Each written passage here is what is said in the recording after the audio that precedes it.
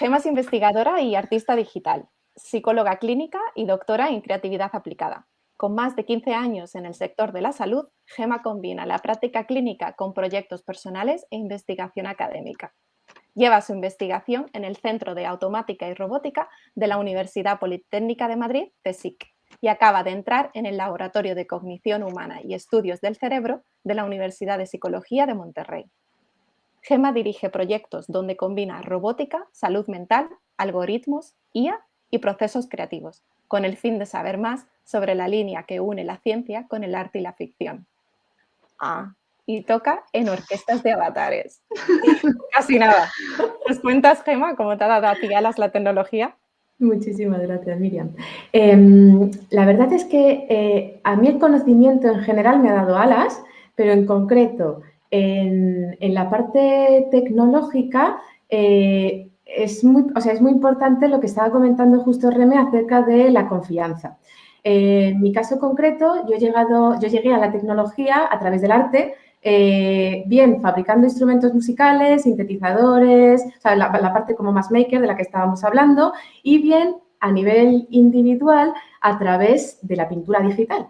Y además utilizando herramientas que en un principio no estaban diseñadas para hacer algo, por así decirlo, bueno, según el consenso social que había en ese momento a nivel técnico. Entonces, yo empecé a utilizar el MS Paint, no sé si, imagino que todos lo recordaremos, era el programa por defecto que venía en el ordenador, y empecé a coger imágenes y empezar a ponerlas unas encima de otras. El primer dibujo vino cuando, bueno, era la cara de Jim Morrison y yo justo de casualidad tenía un trozo de mi cara, la puse y encajaba y de repente estaba a la altura de la nariz, a la altura del todo, y yo, ¡hala!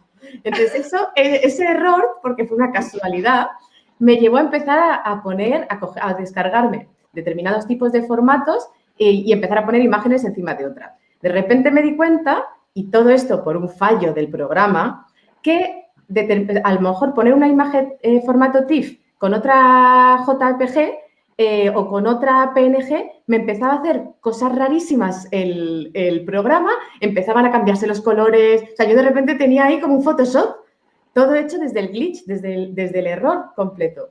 Y eso, claro, pues me llevó, empecé a hacer un dibujo al día durante un año entero, llegué a exponer en galerías de arte, a vender esas obras que yo decía, no me lo puedo creer, pero si estoy haciendo, me daba vergüenza decir, si esto es con el, me decían, esto es con el Photoshop, o que era lo que estaba en ese momento de moda. Y yo, no, es con el Paint. Me decían, ¿cómo haces eso con el Paint? Y yo, pues nada, cada día un poquito, hasta que la herramienta he encontrado cómo adaptar la herramienta. Lo que es muy en la línea de lo que estaba comentando justo, lo que estamos comentando en la sesión y que decía Reme, ¿no? De que no es la tecnología en sí mismo, es encontrar qué te gusta y ya vas encontrando tú la herramienta que te facilita más hacer ese proceso. Por otro lado, pues lo mismo, estaba haciendo, fui usuaria hay un centro en Madrid que se llama Media Lab Prado, que está muy enfocado en tanto tecnologías de Arduino, etcétera, y en grupos colaborativos, como lo que comentaba Reme, de ahí te juntabas, te dejaban un espacio y tú empezabas a investigar. Y empecé lo mismo, desde la música, sintetizadores,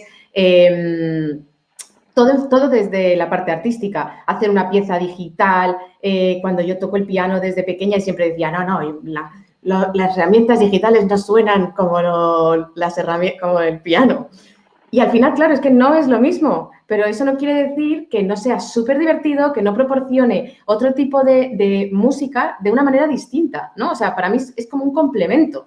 Lo que antes a lo mejor hasta que no lo conoces y no empiezas a experimentar, no te vas dando cuenta de qué es lo que te gusta y qué es lo que no te gusta de la herramienta. Y yo creo que eso es súper interesante, súper divertido. Al mismo tiempo, me metí a estudiar la carrera, estaba estudiando la carrera de psicología y empecé a darme cuenta de que determinados tipos de terapias que se estaban haciendo o de formación había determinados colectivos que no tenían acceso a las tecnologías. Entonces ahí empecé a ver, pues voy a lo que yo he aprendido, tanto con el Paint, con la música, con todo, incluso pues con herramientas de vídeo, de grabación, porque es lo mismo, eso es tecnología. Empecé a ver cómo podía integrarlo. Entonces, pues estuve trabajando, por ejemplo, con un colectivo en este caso la patología que se trabajaba era gente que estaba diagnosticada con esquizofrenia y lo que hice fue empezar a meter un vídeo, vino un director de cine, grabamos un vídeo, bueno, o sea, tengo unos recuerdos preciosos de eso. Y al mismo tiempo también con niños. Empecé a experimentar con temas de música en movimiento también, con pues distintos tipos de música, distintos tipos de formatos. En vez del Wallman no, pues me voy a llevar a ver cómo suena, llevar, hacer el instrumento nosotros y lo mismo, ¿no? Porque al final eso es eso, o sea, tecnología es toda aquella herramienta que utilizamos, ya sea más digital o ya sea un instrumento, o sea, es una herramienta.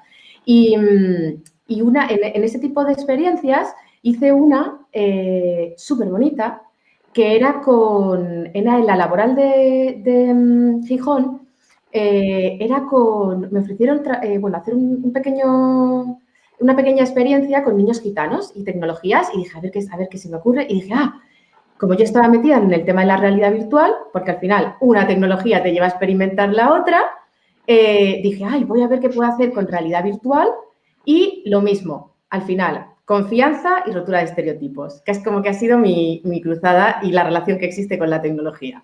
Es decir, psicología, tecnología. De repente empezó a hacer ¡fus! Y se empezó a unir todo.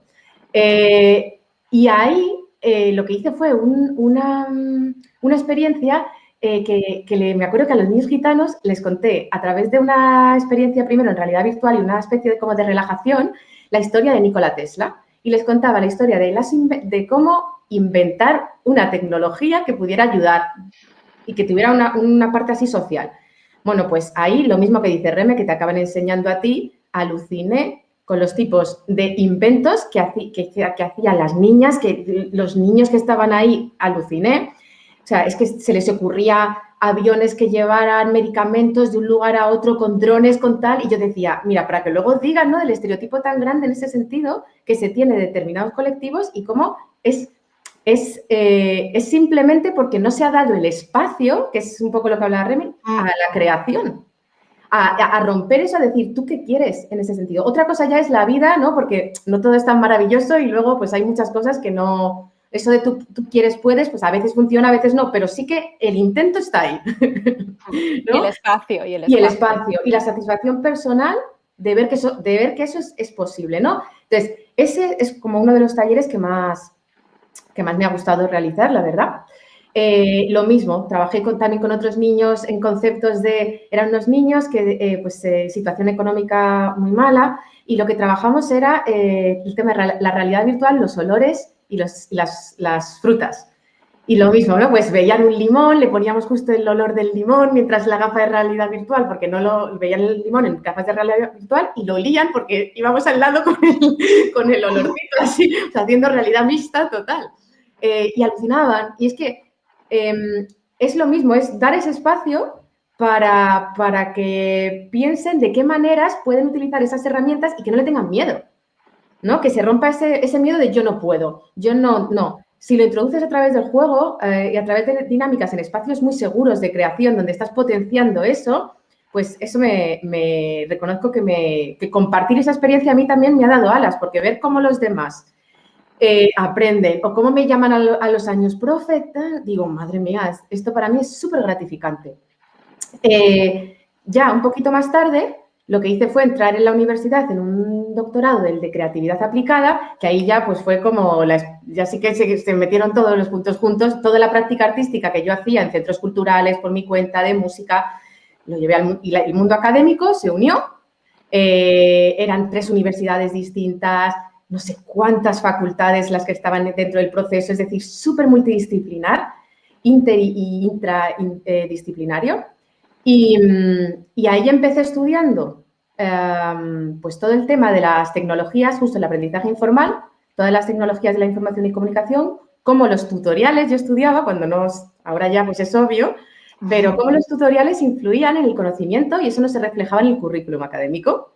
Y como ahora, pues no, ahora tú aprendes inglés o aprendes a programar y no necesitas un título que te esté reforzando. Otra cosa es que lo quieras tener y que quieras mezclar todo y ambos mundos, que por supuesto. Pero bueno, en ese caso, de ahí, de las tecnologías y del aprendizaje, me pasé a los entornos virtuales de casualidad de nuevo, porque estaba investigando qué se hacía a nivel artístico en las distintas plataformas, es decir, sin contacto físico cercano, que se estaba haciendo de creación conjunta. Entonces investigué YouTube, investigué un montón de plataformas y de casualidad un amigo me mandó una orquesta de avatares y me dijo, mira, Gemma, lo que tú haces. Dije, no, hola, esto es más guay todavía. Entonces, les contacté y realicé toda mi investigación sobre la orquesta de avatares. Cosa que sin la tecnología, en este caso, yo no hubiera podido ni contactar ni hacer, porque esta orquesta es gente de Canadá, de Nueva York, el último miembro de gente está en Seúl, es de Suiza, de Noruega, de Alemania, estamos en todo el mundo y en ese caso la tecnología fue el medio por el que pude contactar unos a otros y encontré pues un grupo de frikis que estaban buscando los errores de la plataforma, que dije, va, aquí este es mi sitio. Y empecé pues a investigar un poco con ellos, o sea, de primera como investigadora, a través de un avatar. Hice bueno, me inventé, porque en aquel caso pues estaba un poco saliendo el tema de la etnografía virtual, que es como el estudio antropológico de los entornos virtuales, como las tribus, así, pues de lo virtual. Y me inventé una palabra y todo que era el cibercaso, de estudio de caso, porque mezclé lo mismo, un poco así, y estuve pues investigando todo su proceso creativo. Entonces, estudié su persona, otra vez psicología, todo mezclado, la personalidad, cómo se relacionaban entre ellos, qué hacía que llevaran más de 10 años quedando todos los martes en un entorno virtual y que supieran utilizar la tecnología tan bien, ¿no? También el propio programa vi que estaba diseñado de tal manera que facilitaba ese uso, ¿no? Esa bidireccionalidad, que es lo que a mí me interesa, de cómo afecta la salud mental y cómo está diseñada esa tecnología, porque yo, para poder entender y mezclar esos dos conceptos, ¿no? De qué estoy utilizando, esto cómo funciona, quién tiene la información, cómo está programado, qué tipo de software tiene, cómo puedo interaccionar, qué herramientas de interacción tiene chat, tiene vídeo, cómo funciona, ¿vale? Y luego, ¿qué consecuencias tiene esto en la salud mental de las personas? Entonces, bueno, ahí pues terminé, realicé mi tesis doctoral en el mundo físico y les presenté a todas las personas de la Orquesta de Avatares mi tesis en Second Life, que es la plataforma que yo utilicé. Entonces, ese día me invitaron a unirme como música con ellos y pues desde entonces, 2014-2015 creo que fue, 2015 pues toco en la Orquesta de Avatares con ellos.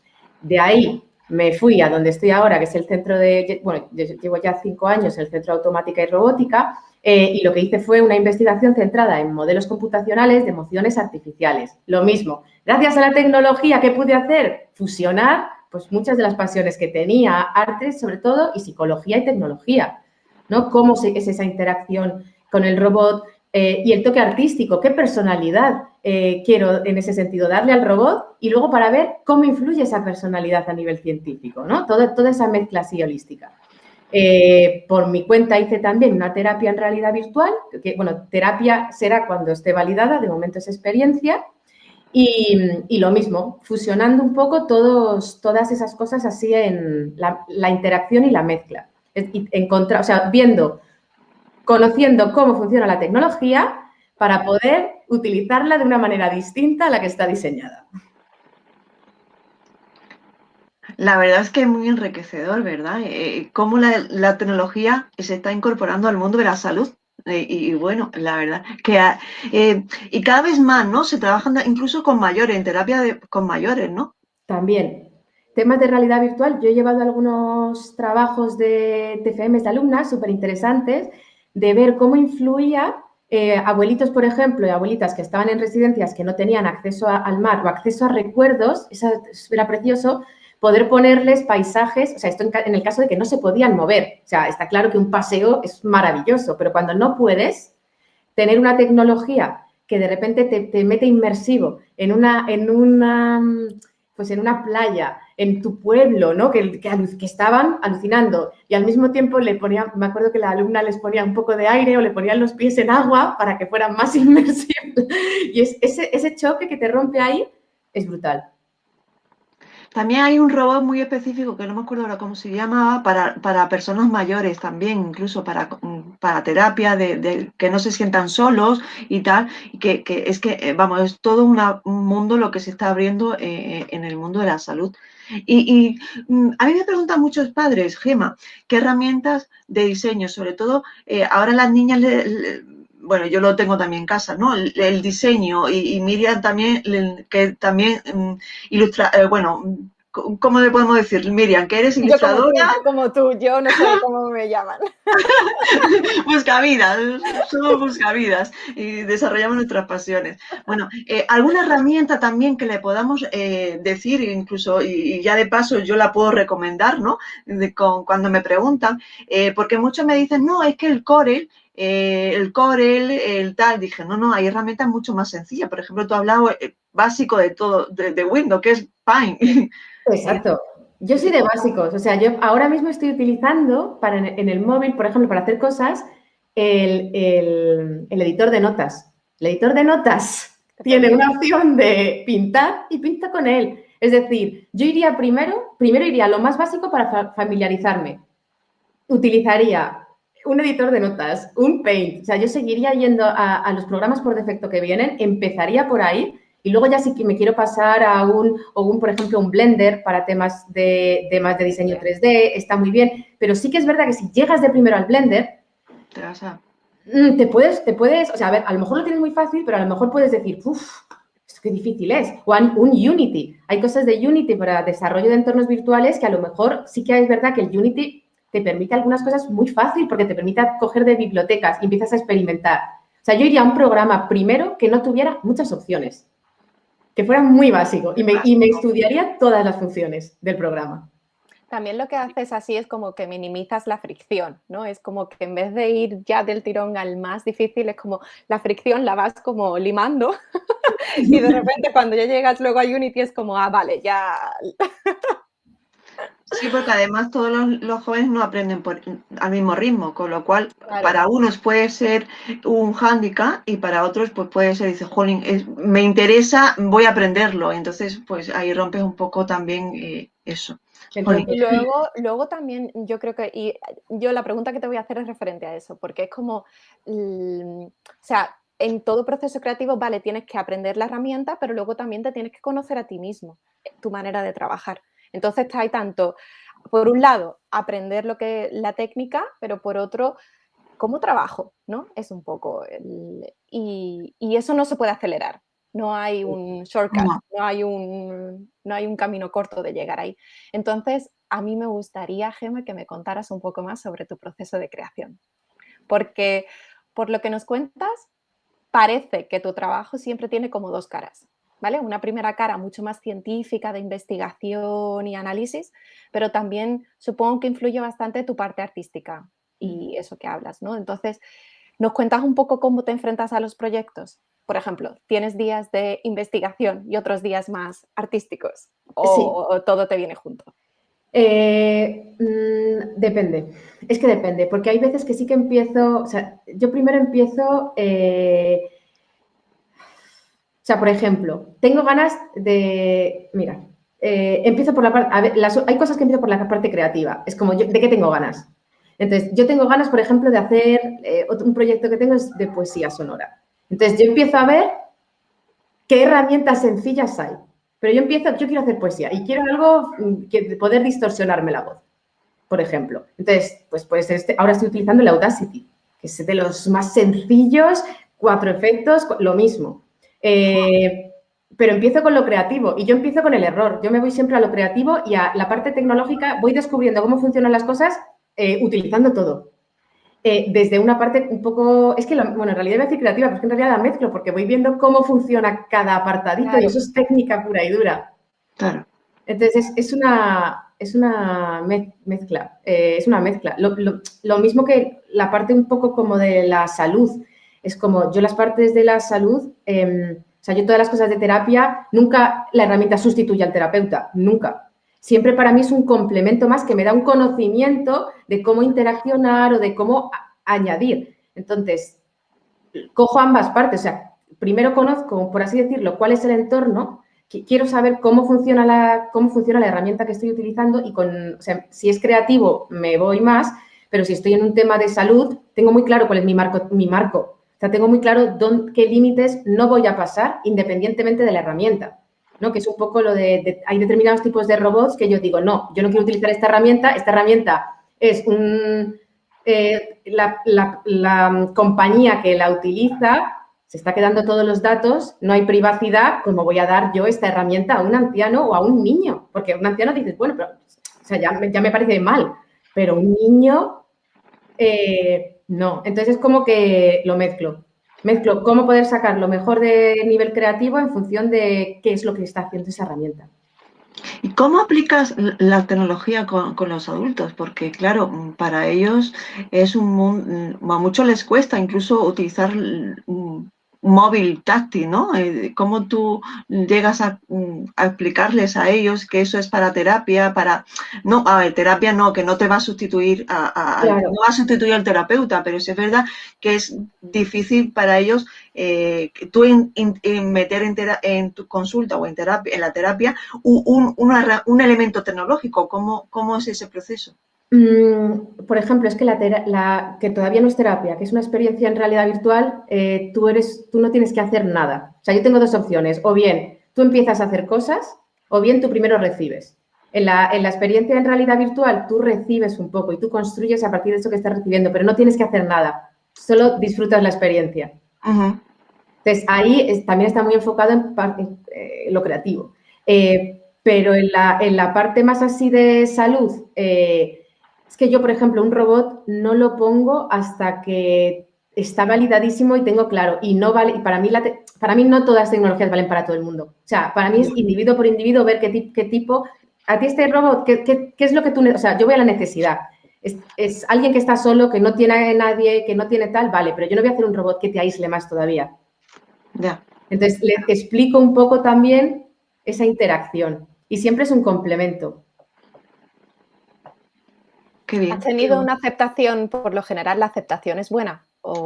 Sí, la aceptación es buena. O sea, sí que es verdad que reconozco que la experiencia está virtual, primero la he probado en artistas, porque están muy abiertos a la experiencia. Entonces, los artistas son Los betas. Yo necesito betas, chicos. Sí. Primero voy al público general y luego ya veo dónde puede ir, en qué cosa específicamente. Eres un ejemplo de creatividad, música, arte. Es el mundo de la fusión. Muy bien, Helen, qué bien. Y la parte humana, a mí lo que más me alucina es lo de la parte humana.